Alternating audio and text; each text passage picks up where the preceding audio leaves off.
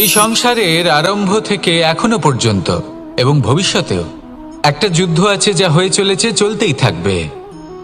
পাপ এবং পুণ্যের মধ্যে যুদ্ধ, সত্য এবং অসত্যের মধ্যে যুদ্ধ। এই যুদ্ধ চলেই আসছে, আর এই যুদ্ধে যারা লড়েন তাদের আমরা সবসময় জয় জয়কার করি।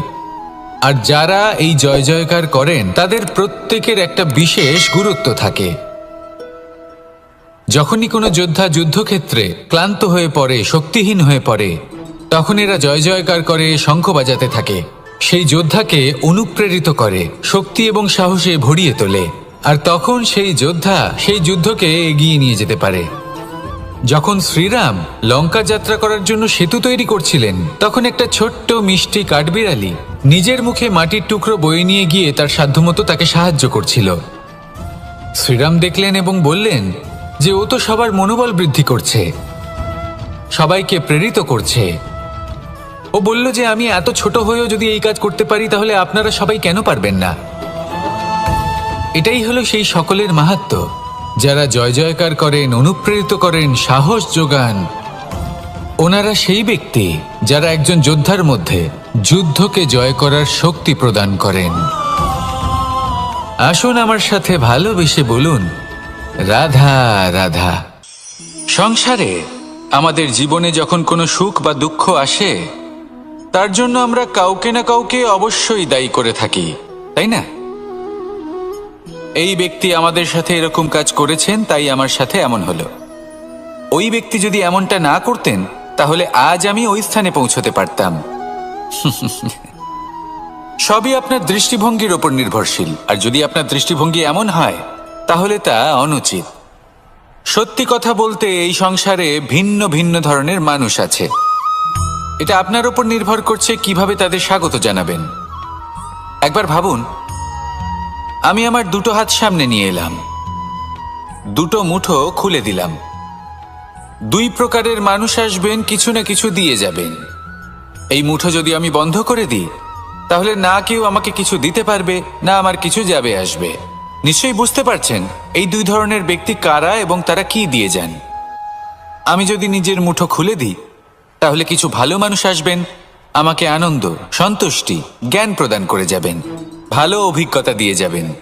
কোনো খারাপ ব্যক্তি যদি আসেন, তাহলে তিনিও খারাপ অভিজ্ঞতা দেবেন, যার থেকে আমি শিক্ষা লাভ করব। এই সব কিছু আমি লাভ করতে পারি। মুঠো যদি বন্ধ করে রাখি, তাহলে আমি কিছুই পাবো না। দেখুন, এই সংসারে প্রত্যেকের জীবনে এইরকম। প্রত্যেকের জীবনে সবকিছুই আছে, ভালো খারাপ দুই মানুষই আছে। ভালো অভিজ্ঞতা আছে, খারাপ অভিজ্ঞতা আছে। নির্ভর করছে আপনার উপর যে আপনি কি করবেন, এনাদের স্বাগত কিভাবে জানাবেন, কার থেকে কি বুঝবেন, কি শিখতে পারবেন, আর কোন দৃষ্টিভঙ্গি নিয়ে অগ্রসর হবেন। এটাই নির্ধারণ করবে যে আপনার জীবন কেমন হবে। আসুন আমার সাথে ভালোবেসে বলুন, রাধা রাধা। এটা হলো একটা সাদা পাতা।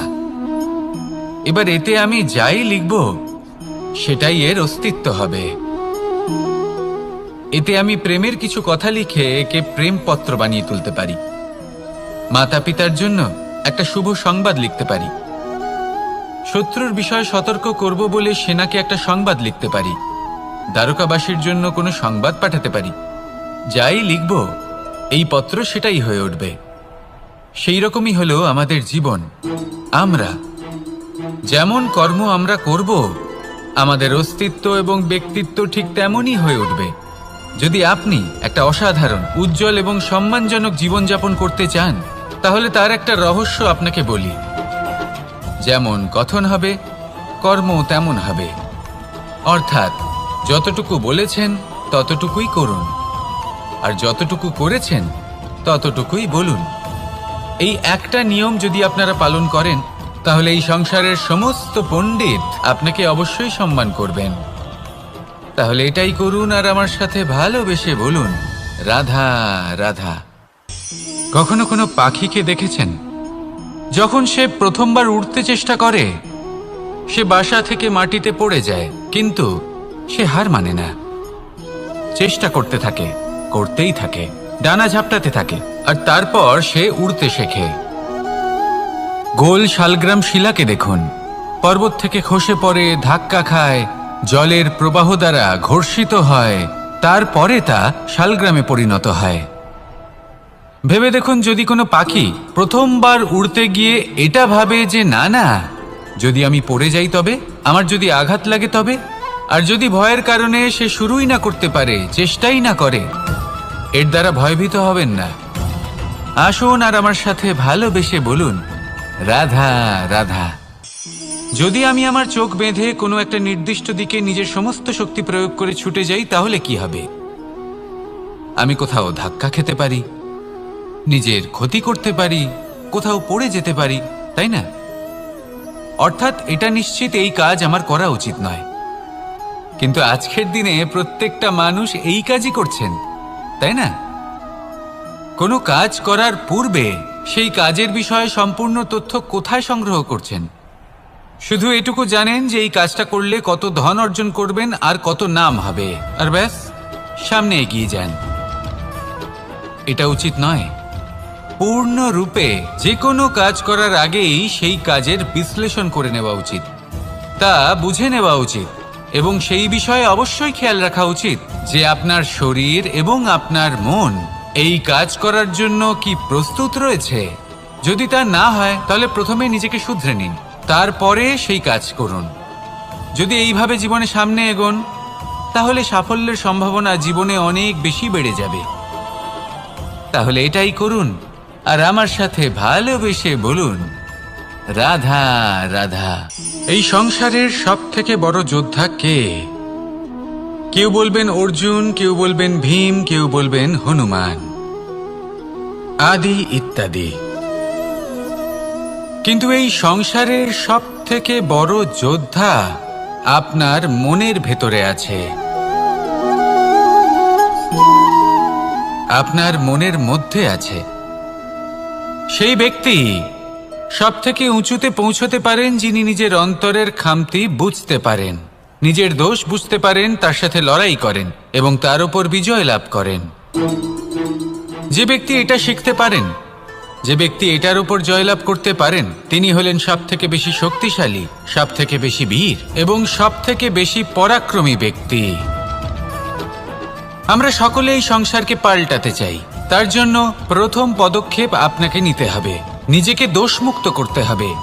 যদি মানুষ নিজের অন্তরের দোষ বুঝতে পারেন এবং নিজেকে দোষমুক্ত করতে পারেন, তাহলে এই সংসার নিজে থেকেই দোষমুক্ত হয়ে যাবে, তাই না?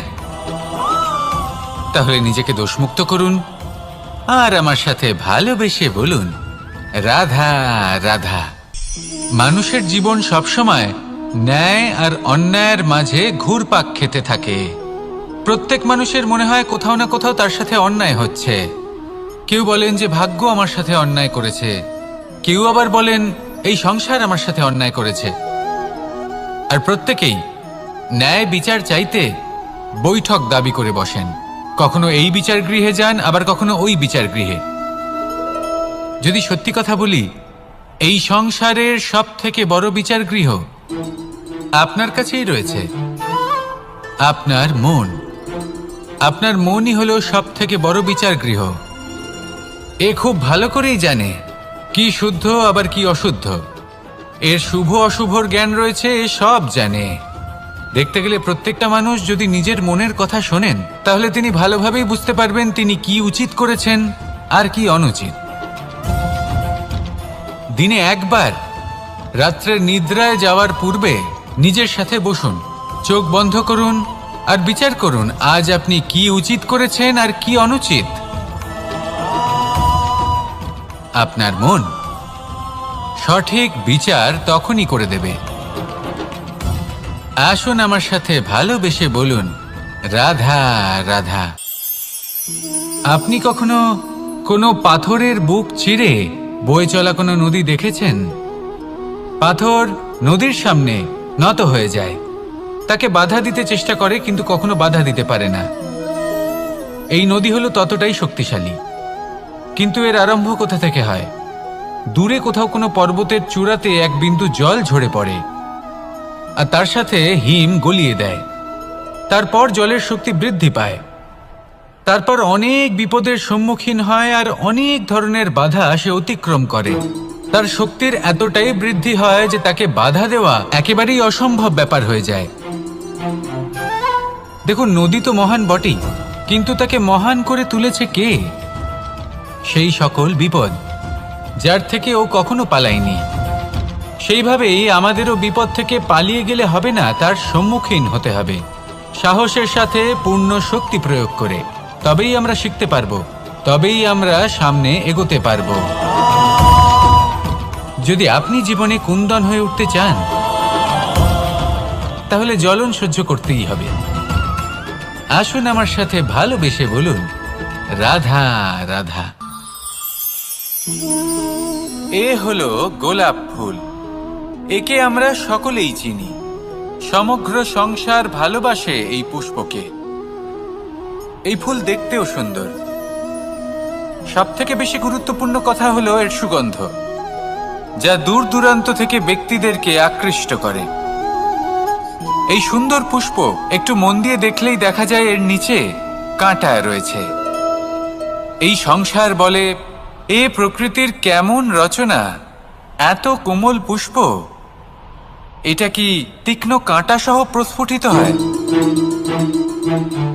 এটাই হলো জীবনের সত্য। আমাদের অন্তরের সদ্গুণ, সেগুলিও এই ফুলের মতোই সুন্দর। সংসার এর সৌন্দর্য দেখতে পায়, এর সুগন্ধ চতুর্দিকে ছড়িয়ে পড়ে। কিন্তু এই সদ্গুণ জাগ্রত করে তোলার জন্য কঠোর পরিশ্রম করতে হয়, প্রতিনিয়ত চেষ্টা করে যেতে হয়। তাই জন্য যদি আপনি জানেন আপনার পথ উচিত কিন্তু তা কাঁটায় পরিপূর্ণ, তাহলে থামবেন না, চলতে থাকুন।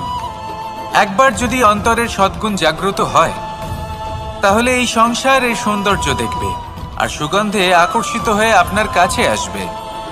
এই মন, এই জীবন প্রসন্ন হয়ে বলবে, রাধা রাধা।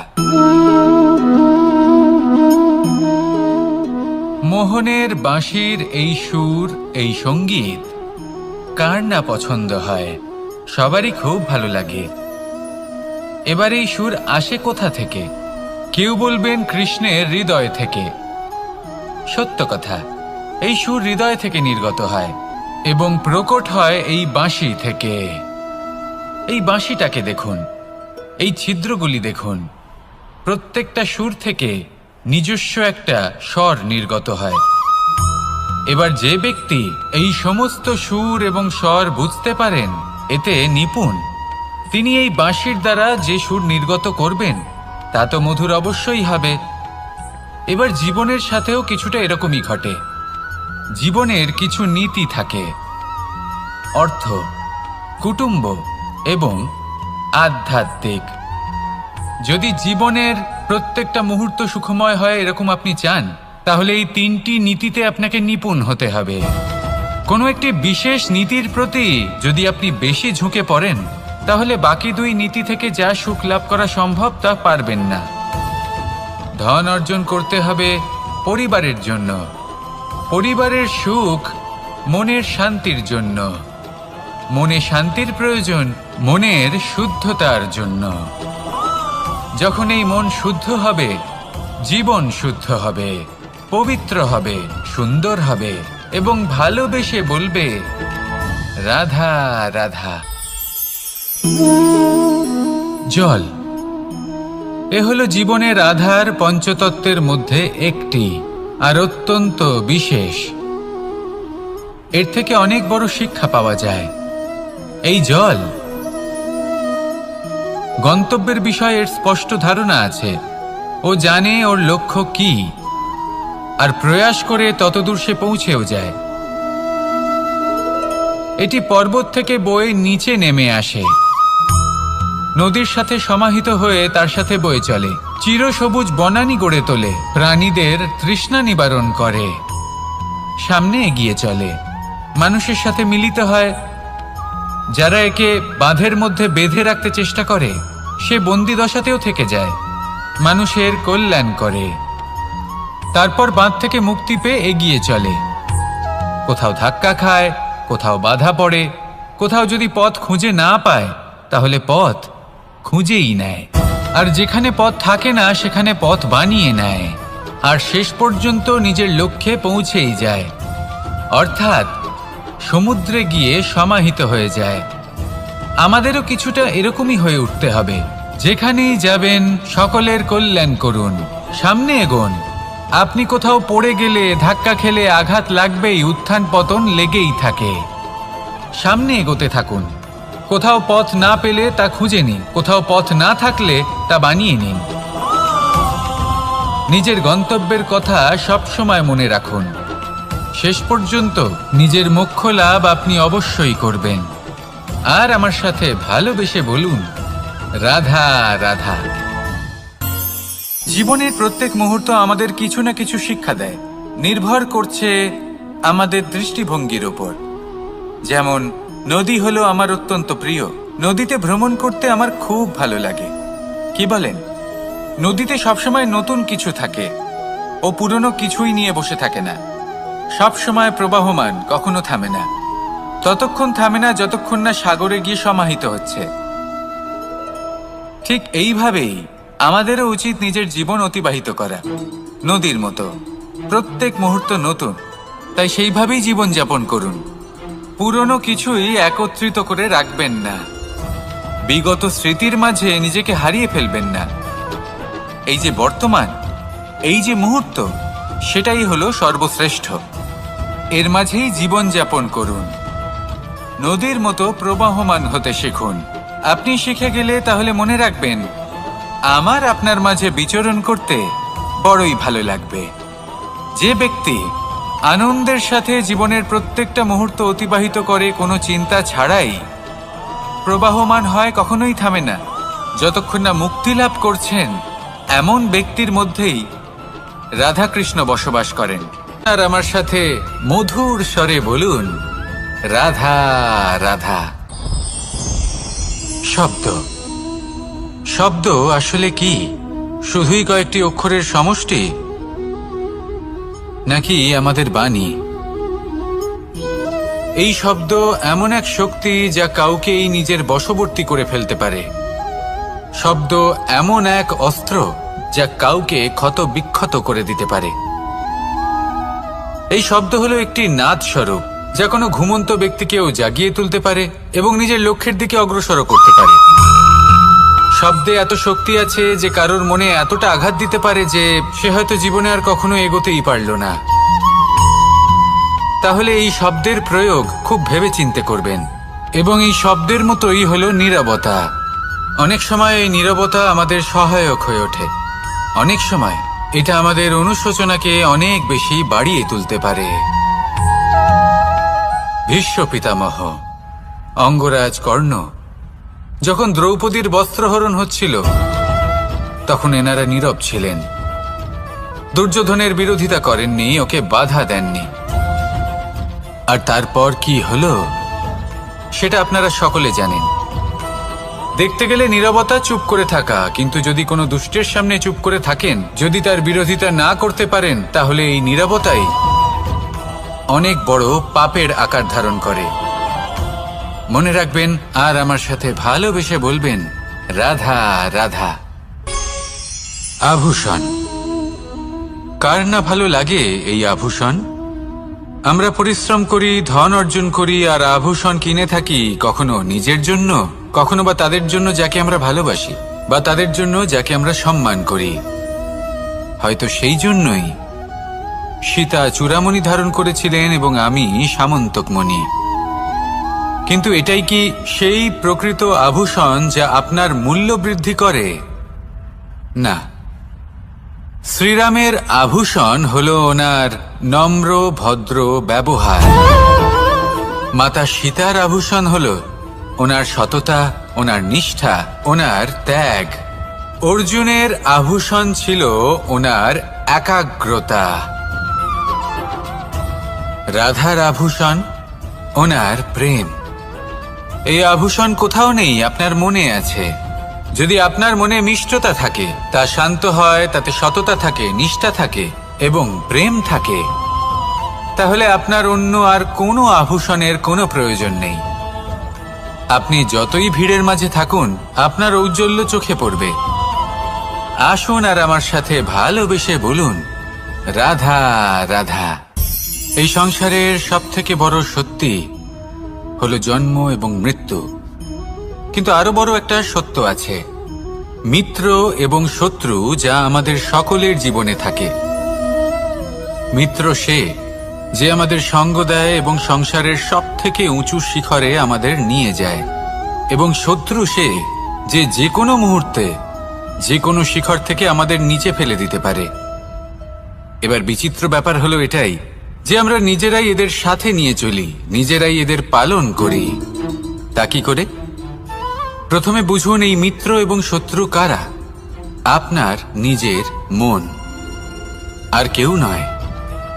এই মনই হলো মিত্র। যখন তাতে ভারসাম্য বজায় থাকে, তা নিয়ন্ত্রিত থাকে, তা পবিত্র হয়। কিন্তু যদি এই মন অনিয়ন্ত্রিত হয়ে পড়ে, যদি আপনাকে সে নিয়ন্ত্রণ করতে শুরু করে, তখন সেই আপনার সব থেকে বড় শত্রু হয়। সেই জন্য এই মনের ওপর নিয়ন্ত্রণ রাখতে শিখুন, এতে ভারসাম্য বজায় রাখতে শিখুন। তাহলে আপনি এমন এক বন্ধুকে পাবেন যে আপনাকে এই সংসারের শিখরে পৌঁছে দেবে। আসুন আমার সাথে ভালোবেসে বলুন, রাধা রাধা। ঈশ্বর আসলে কে? সংসারের বেশিরভাগ মানুষের কাছে ঈশ্বর হলেন এই সংসারের রচয়িতা, পালনকর্তা। কারোর কাছে উনি জ্ঞাতা, কারোর কাছে উনি হলেন আস্থার প্রতীক, আবার কারোর জন্য শুধুমাত্র অন্ধ বিশ্বাস। কিন্তু এই ঈশ্বর কি কোনো শরীর, নাকি একটা বোধ, নাকি শুধুই শ্রদ্ধা? ঈশ্বর হলেন তিনি যিনি হলেন আপনার ইষ্ট। সেই জন্যই তো গুরু, মাতা, পিতা এনাদেরও ঈশ্বরই বলা হয়েছে। যাদেরকে আমরা ঈশ্বর বলে মনে করি, যারা আমাদের ইষ্ট, তাঁরা আমাদের একটি পথ দেখান, একটি দিকে চালিত করেন। সেই পথে চলে আপনি শুভ কর্ম করতে পারেন। আর যখন কোনো ব্যক্তি তার ঈশ্বরের আদেশ পালন করেন, তখন সে নিজে থেকেই শুভ পথে অগ্রসর হয়ে যান। বেশ কয়েকজন মানুষ ঈশ্বরের ওপর আস্থা রাখেন এবং ভাবেন যে অনুচিত কোনো কাজ করা উচিত নয়, ঈশ্বর দেখছেন। ওনারা ভয় পান যে কোনো অনুচিত কর্ম করলে কে জানে তার পরিণাম কি হবে। এমন অনেক ব্যক্তি রয়েছেন যারা ঈশ্বরকে বিশ্বাস করেন এবং জানেন যে ঈশ্বর তাদেরকে দেখছেন, তাই যে যে শুভ কর্ম ওনারা করেছেন তার ফল তারা অবশ্যই পাবেন। এবার আপনি ভয় পেয়ে ঈশ্বরকে বিশ্বাস করবেন, নাকি বিশ্বাসের দ্বারা ঈশ্বরকে বিশ্বাস করবেন, সেই সিদ্ধান্ত আপনারই। কিন্তু হ্যাঁ, যদি আপনার মনে ঈশ্বরের জন্য কোনো স্থান থাকে, যদি আপনার কোনো ইষ্ট থাকেন, যদি আপনি কাউকে ঈশ্বর মনে করেন, যার প্রত্যেক আদেশ আপনি পালন করে থাকেন, তাহলে বলি, ঈশ্বর কখনো আপনাকে অনুচিত পথে চালিত করবেন না। আসুন আমার সাথে ভালোবেসে বলুন, রাধা রাধা। এই সংসারে ভিন্ন ভিন্ন ধরনের গাছ আছে, অসংখ্য ধরনের প্রজাতি আছে। কিছু গাছ পাতা দিয়ে থাকে, কিছু ফুল, কিছু ফল। কেউ ছায়া প্রদান করে, কেউ শীতলতা প্রদান করে, কেউ নিজেকে খুব কষ্ট দিয়ে এই সংসারের বিকাশে সহায়ক হয়ে ওঠে। কিন্তু এই সবার মধ্যে একটা বিষয় কিন্তু সমান, এরা প্রত্যেকেই পাতা ছাড়া, ফুল ছাড়া, ফল ছাড়া জীবিত থাকতেই পারে, কিন্তু কোনো বৃক্ষই শিকড় ছাড়া বেঁচে থাকতেই পারে না। এটাই হলো রাধার। ঠিক সেইভাবেই আমাদের জীবনে শক্তি হোক, ধন হোক বা সাফল্য হোক, আমাদের বা আমাদের পরিবারের প্রসন্নতাই হোক, এই সব কিছুর আধার হলো, সবকিছুর মূল হলো পরিশ্রম। তাই জীবনে চিরকাল পরিশ্রম করতে থাকুন। যদি আপনি জীবনে মহান হবার পথে অগ্রসর হতে চান, তাহলে পরিশ্রম করুন। এই পরিশ্রম দ্বারাই নিজের পরিবারকে প্রসন্ন করুন, নিজের বন্ধুদের প্রসন্ন করুন, এই সমাজকে গর্বিত করুন। আসুন আমার সাথে ভালোবেসে বলুন, রাধা রাধা। কখনো কোনো বাগানের কোনো বৃক্ষকে দেখেছেন যেখানে সুগন্ধি ফুল থাকে, রসালো ফল থাকে? তখন মন প্রফুল্ল হয়ে ওঠে, মন থেকে সেই বৃক্ষের প্রতি ভালোবাসা জন্মায়। কিন্তু যিনি বাগানের মালিক, শুধুমাত্র তিনিই জানেন যে কিভাবে এই বৃক্ষকে আগলে রাখতে হয়। কিভাবে তার পরিচর্যা করলে এতে সুন্দর সুগন্ধি ফুল হবে, রসালো ফল হবে। কখনো কখনো প্রয়োজনের থেকে বেশি রোদ পেলে এই বৃক্ষগুলি শুকিয়ে যায়, প্রয়োজনের থেকে কম রোদ পেলেও এই বৃক্ষ কিন্তু শুকিয়ে যায়। প্রয়োজনের থেকে কম জল যদি পায় এই বৃক্ষ শুকিয়ে যেতে পারে, প্রয়োজনের থেকে অতিরিক্ত জল যদি পায় তখনও এই বৃক্ষের শিকড়গুলি নষ্ট হয়ে যেতে পারে। এবার এটাই কিন্তু আমাদের সংসারের সাথেও হয়। আমাদের সংসারের সকল প্রতিভাশালী ব্যক্তি, যেমন লেখক, বিচারক, প্রবক্তা, যোদ্ধা, এদের সবার ক্ষেত্রে এই কথাটাই প্রযোজ্য। যদি বেশি প্রশংসা করা হয় তাহলেও এরা হারিয়ে যাবেন। প্রয়োজনের থেকে বেশি যদি নিন্দা করা হয় তখনও তারা নত হয়ে পড়বেন। তাহলে আপনি এদের রক্ষা করুন এবং নিজেদেরও। মনে রাখবেন একটা কথা, জেনে রাখুন কখন কোন নিন্দায় আপনি লজ্জিত হবেন না, আর কখন কোন প্রশংসার দ্বারা নিজের মধ্যে অহংবোধ জাগ্রত করবেন না। এই মন সুপ্রসন্ন হয়ে বলবে, রাধা রাধা। যদি আমি কোনো বনে যাই, কোনো নির্জন বনে, সেই বনের বিষয়ে, সেই পথের বিষয়ে, গাছপালার বিষয়ে, পশুপক্ষীর বিষয়ে আমার যদি কোনো জ্ঞান না থাকে, সেই বনের ক্ষুদ্র থেকে ক্ষুদ্রতর অংশের বিষয়ে যদি আমার কোনো জ্ঞান না থাকে, তাহলে হতেই পারে সেই বনে কোথাও আমি হারিয়ে যাব। হয়তো এমনভাবে হারিয়ে যাব কোনোদিনও বাইরেই বেরোতে পারবো না। তাই সেই বনের বিষয়ে জ্ঞান লাভ করা আবশ্যক। এটাই হলো শিক্ষা। জীবনে বেশিরভাগ মানুষই কেন অসফল হন? ওনারা একটা লক্ষ্য স্থির করেন, কিন্তু সেই পথের বিষয়ে তারা পর্যাপ্ত জ্ঞান অর্জন করেন না। সেই পথে কি বিপদ আসতে পারে প্রত্যেকটা পৃষ্ঠার জ্ঞান তাদের নেই, আর সেই জন্যই তারা অসফল হন। আপনি জীবনে যখনই কোনো লক্ষ্য স্থির করবেন, কোনো লক্ষ্য সাধন করবেন, পরিকল্পনার সাথে সেই পথে অগ্রসর হন। সেই পথকে বোঝার চেষ্টা করুন, সেই পথের বিপদ সম্পর্কে জ্ঞান লাভ করুন, সব কিছু জানার চেষ্টা করুন, অজানা তথ্য আহরণ করুন, আর তারপর সেই লক্ষ্যের প্রতি নিজেকে সমর্পিত করুন। তবেই আপনি সাফল্য লাভ করবেন। আর এই মন প্রসন্ন হয়ে বলবে, রাধা রাধা। আপনি নিশ্চয়ই কখনো অনুভব করেছেন, যদি কোনো নির্মল ব্যক্তির কাছে গিয়ে বসেন তাহলে মনে নির্মল অনুভূতি হয়, এই মন শান্ত হয়ে যায়। সেইখানেই কোনো দুশ্চরিত্র মানুষের কাছে গিয়ে বসলে এই মন বিচলিত হয়ে যায়। কারণটা কি? কারণ যে ব্যক্তি নির্মল মনের, তিনি সবার মধ্যে নির্মলতা ছড়িয়ে দেন। আমাদের অন্তরে যা থাকে আমরা সেটাই সবার মধ্যে বিতরণ করি। যদি আপনি এই সংসারে শুভ বোধ ছড়িয়ে দিতে চান, তাহলে প্রথমে শুভ গ্রহণ করুন, তা অর্জন করুন। এই সংসারে জ্ঞানের শক্তি লাভ করুন, আর সেই জ্ঞানের শক্তি সংসারে বিতরণ করুন। শান্তি এবং সন্তোষ প্রদান করুন। কারণ যেমন বীজ এই সংসারে বপন করবেন, তেমনই ফল আপনি লাভ করবেন। যেমন দেবেন তেমন ফিরেও পাবেন। এই সংসারে জ্ঞান প্রদান করুন, শান্তি প্রদান করুন, সন্তুষ্টি প্রদান করুন। এই সংসারে ভালোবাসা বিতরণ করুন, আর এই প্রেম ভাব নিয়েই বলুন, রাধা রাধা। এই সংসারে দুই ধরনের মানুষ দেখা যায়, এক সরল, দুই জটিল। এবার এই যে সরল ব্যক্তি থাকে, তাদের এই সমাজ দুর্বল মনে করে। এমনিতে দেখতে গেলে জলও সরল, বায়ুও সরল। ওনারা যেদিকে চাইবেন প্রবাহিত হতে পারেন, এনাদের যে আকার দেবেন সেটাই ধারণ করবেন। কিন্তু এরা বাস্তব রূপ ধারণ করলে তখন কি হয়? এই জল এমন এক ধারায় পরিণত হয় যে অনেক বড় বড় পাথরকে খণ্ডিত করে দিতে পারে। এই বায়ু এমন এক চক্রবাতে পরিণত হয় যা সংসারে বিনাশ ডেকে আনে। তাই যে ব্যক্তি সরল, তার সরলতাকে সম্মান করুন, তাকে সম্মান করুন, তাকে ভালোবাসা দিন। আর আমার সাথে ভালোবেসে বলুন, রাধা রাধা। খেলা খেলতে কে না ভালোবাসেন? আমরা প্রত্যেকেই যখন সময় পাই, সুযোগ পাই, তখনই আমরা কোনো খেলা খেলি।